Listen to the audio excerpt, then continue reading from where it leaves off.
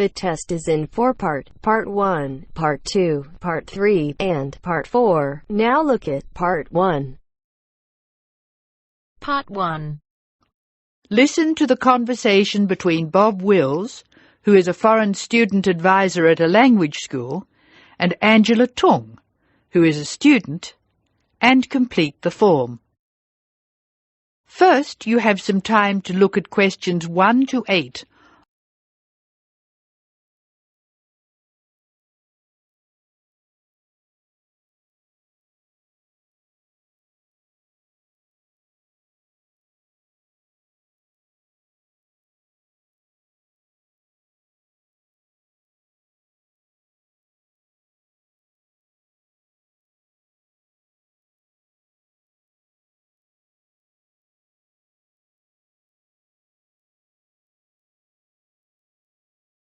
You should answer the questions as you listen, because you will not hear the recording a second time.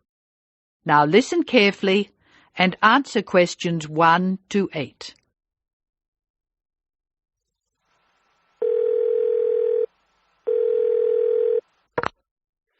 Hello, Foreign Student Advisor's Office. This is Bob Wills speaking. Can I help you? It's Angela Tung here, Bob. I'd like to make a request for special leave. Can I do that over the phone? Hello, Angela. You can make that request by phone, but I'll have to fill the form out. Let me get the special leave form. OK, here it is. Tell me your student number, please. It's H for Harry, 5712. H5712. OK. What's your address, Angela? I live at 10 Bridge Street, Tamworth. 10 Bridge Street, Tamworth. And your phone number? The telephone number's 8106745. Thanks. What course are you doing? I'm in the writing class. Writing. Who's your teacher this term? Mrs. Green. She spells her name like the colour. Thanks. When does your student visa expire? Let me look. July 15. July 15. OK. Which term do you want to take leave? Do you want dates? First, I have to write a term number. When do you want to take leave? In term 1. OK. Term 1. Now, can you tell me what are the exact dates? I'd like to be away May 31 to June 4. OK, I've got that. You'll miss 4 working days between May 31 and June 4. Is that right? Only 3. I'll be away over a weekend. I'll be back at my classes on June 5, so that's 3 days away. Look at questions 9 to 12.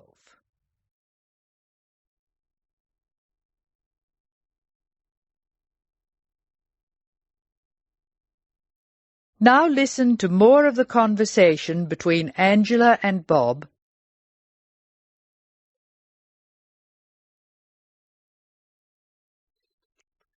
Why do you want to take leave, Angela? I'm going to visit my Aunt May. She's my mother's sister. She and her husband are my guardians while I'm here. Where do they live? About 50 kilometres from here, near Armadale. Do you have to take so long if they live nearby? My mother is coming with me. She's come for a holiday, so she wants to have some time with May.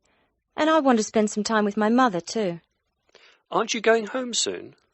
I've applied to extend my time here. I expect to go home in 12 months.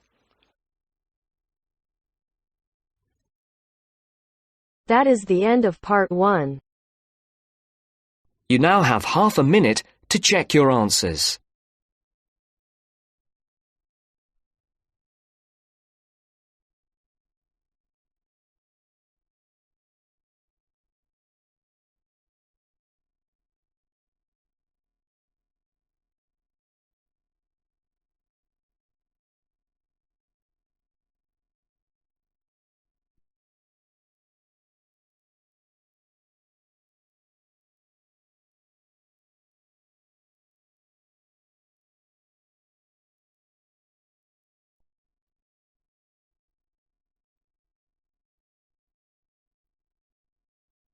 Now turns to Part 2.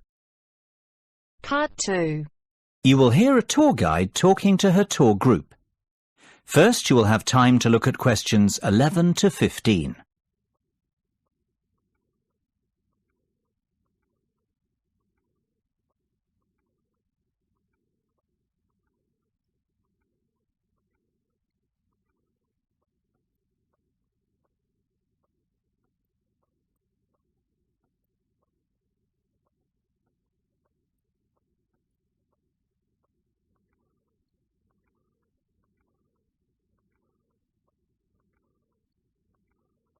Now listen carefully and answer questions 11 to 15. Well, we certainly have a busy day ahead of us, so let's get started, shall we? You'll find a map of the museum with the itinerary I've just handed out. The museum's our first port of call, so let's have a look at the map now. The door on the right of the entrance hall leads into the gift shop and ticket centre. Once we pick up our entrance tickets, I'd ask everyone to deposit their bags and coats in the cloakroom, which is located towards the back of the gift shop and ticket centre. If you want to pick up an information leaflet, you can approach the information desk situated along the right-hand side. Now, once you come back into the entrance hall, the door on the opposite side to the gift shop leads into the art gallery. There is a special exhibition on there at the moment which is not to be missed. If you continue on up the entrance hallway, that leads into the main exhibition centre. At the back left-hand side, there are some toilets. Beside the toilets, you'll find the 3D theatre. I strongly recommend that you make time for the 30-minute presentation in the theatre. It is well worth a viewing. Running along the right-hand side of the main exhibition centre is the Modern Art Studio. Here, not only can you view some of the most famous works of the 20th century, but you can also sit in on a workshop run by a local artist. So, that's the Art Museum. Before you hear the rest of the discussion, you have some time to look at questions 16 to 20.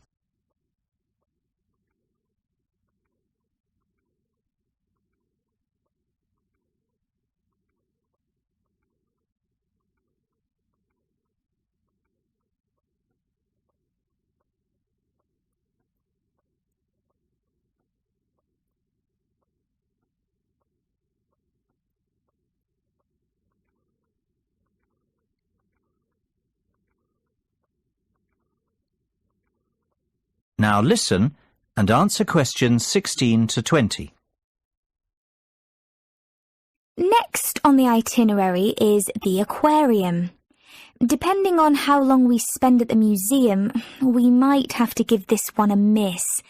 It's not what I'd call a highlight of the day, but it would be a shame if we didn't get to see it, as it's en route to the Solheim Country Club, where we're booked in for lunch at 1 o'clock.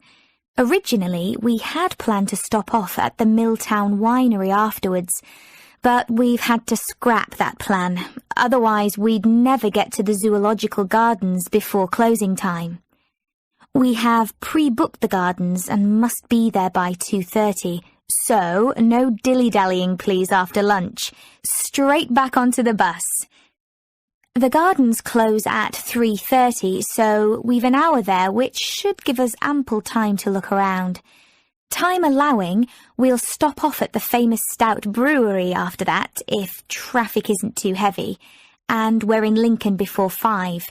If not, we'll head straight for the National Concert Hall, where you're in for a real treat of an evening, with a performance from the world-renowned cellist, Andrei Borovsky.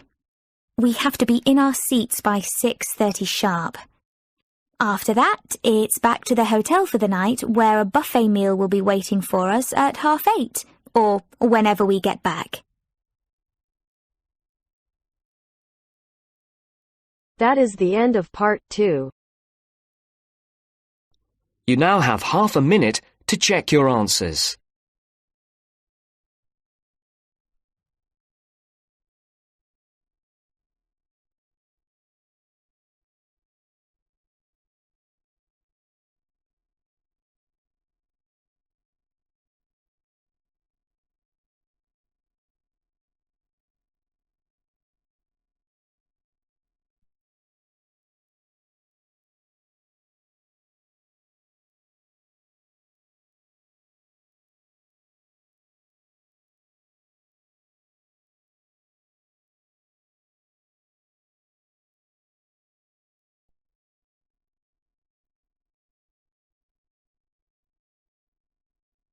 Now turns to Part 3.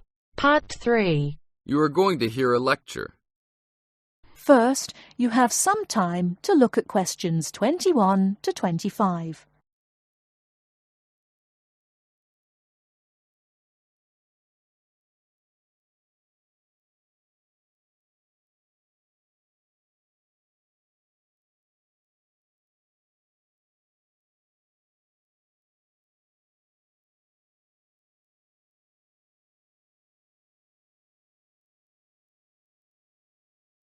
Now listen carefully and answer questions 21 to 25.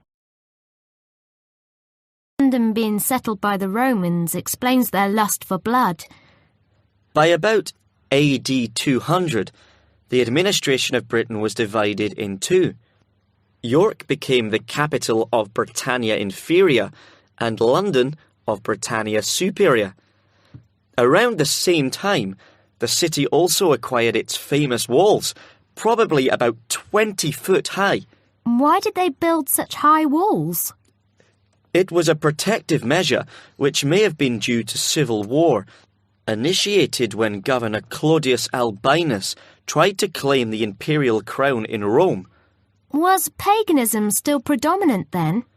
Yes, but Christianity appears to have reached the province at an early date, and only a year after the religion became officially tolerated in the empire, London had its own bishop, Restitutus, who is known to have attended the Imperial Council of Arles. You really delve deep. I think you'll do well on your tutorial paper. It's a great pleasure to welcome back Ms. Mary Kirk, who is a professional health advisor and physical education officer. Thank you, Peter, for the introduction. It's a pleasure to be back. Today we're going to discuss the benefits of exercise. University life is hectic and stressful. It also involves a lot of sedentary work, that is, sitting for many hours at a time. What I'd like to focus on is how to approach exercise, not only from the aspect of health benefits, but also as a form of stress relief. I know it's hard to organise your time around studies and socialising, but you can socialise while exercising. If you have an hour free in the morning, afternoon or evening, it would be a good idea to get together with your friends and create a sports team. Before you hear the rest of the talk, you have some time to look at questions 26 to 30.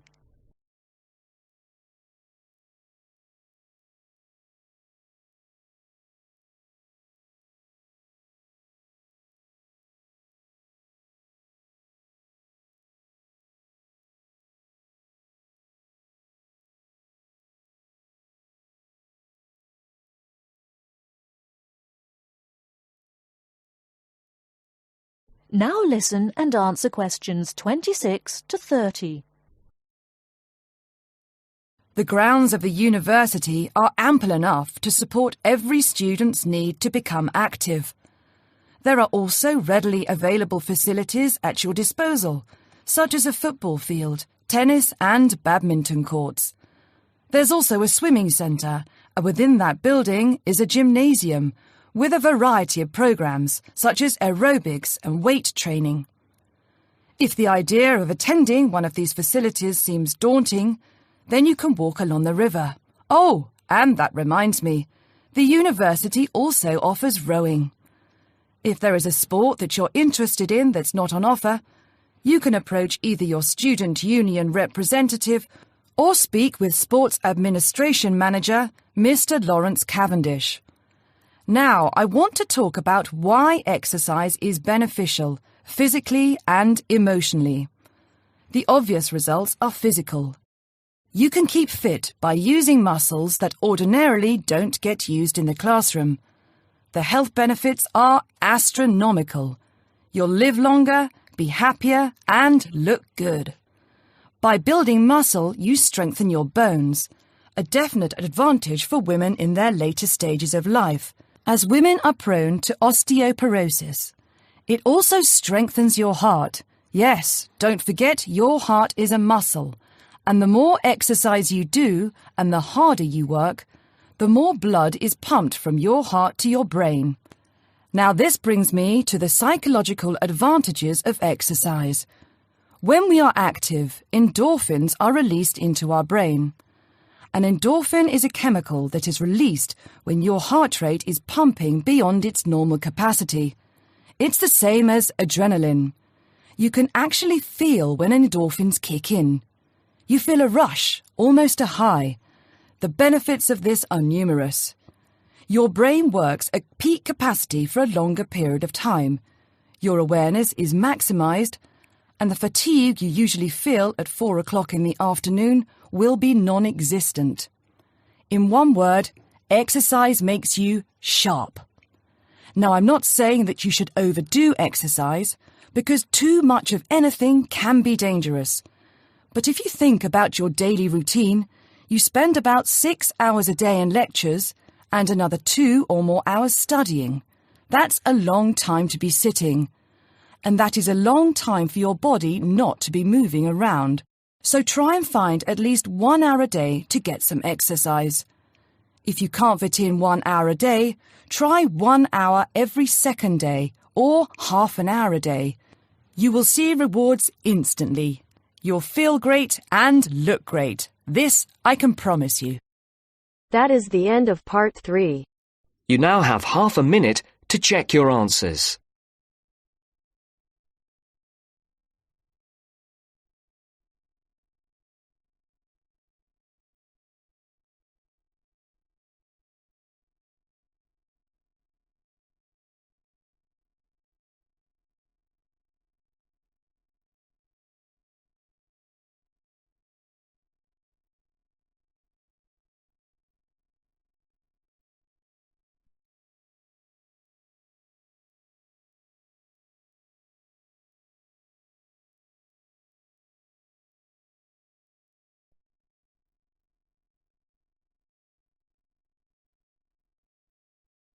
Now turns to part 4. Part 4. Listen to the following lecture about lightning. First, you have some time to look at questions 31 to 40.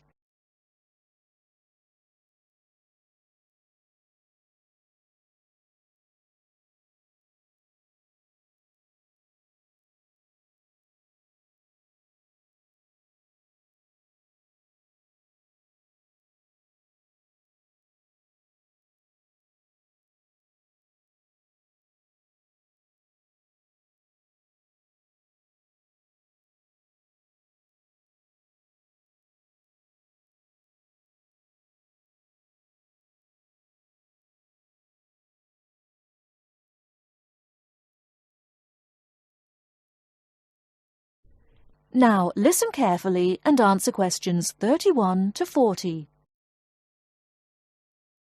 In earliest times, man considered lightning to be one of the great mysteries of nature. Some ancient people believed that lightning and thunder were the weapons of God. In reality, lightning is a flow of electricity formed high above the earth. A single flash of lightning 1.6 kilometers long has enough electricity to light 1 million light bulbs. The American scientist and statesman Benjamin Franklin was the first to show the connection between electricity and lightning in 1752. In the same year, he also built the first lightning rod. This device protects buildings from damage by lightning. Modern science has discovered that one stroke of lightning contains more than 15 million volts. A spark between a cloud and the earth may be as long as 13 kilometers and travels at a speed of 30 million meters per second. Scientists estimate that there are about 2,000 million flashes of lightning per year. Lightning hits the Empire State Building in New York City 30 to 48 times a year. In the United States alone, it kills an average of 1 person every day. The safest place to be in case of an electrical storm is in a closed car. Outside, one should go to low ground and not under trees. Also, one should stay out of water and away from metal fences. Inside a house, people should avoid opening doorways and windows and not touch wires or metal things. With lightning, it is better to be safe than sorry. That is the end of part 4.